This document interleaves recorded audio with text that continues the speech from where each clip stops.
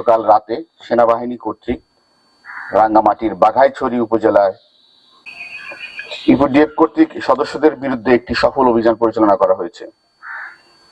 এখন আমি সেই অপারেশনের বিস্তারিত আপনাদের সামনে তুলে ধরছি।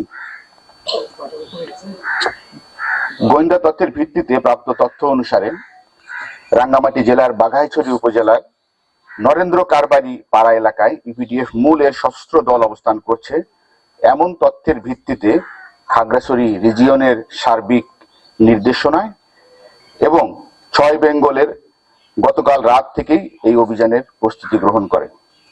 আজ ভোর 4:30 ঘটিকায় বাঘাইহাট জোনের সেনা টহল দল উক্ত নির্দিষ্ট এলাকায় পৌঁছে অবরোধ ও তল্লাশি অভিযান শুরু করে।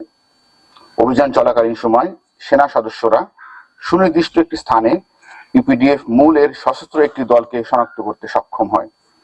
সেনাবাহিনীর উপস্থিতি বুঝতে পেরে ইউপিডিএফ মূলের সদস্যরা পালানোর চেষ্টা করলে উভয় পক্ষের মধ্যে ব্যাপক গুলি বিনিময় ঘটনা ঘটে।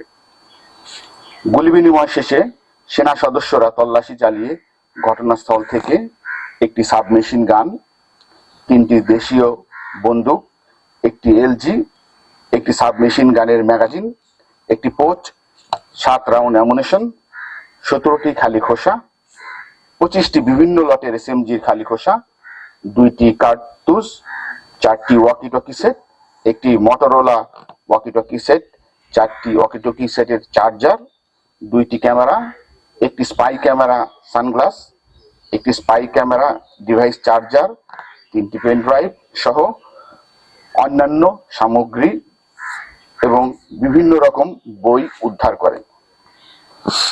আমরা সুস্পষ্টভাবে বলতে চাই যে আমাদের অভিযান শুধুমাত্র পার্বত্য চট্টগ্রামের সশস্ত্র দলের বিরুদ্ধে।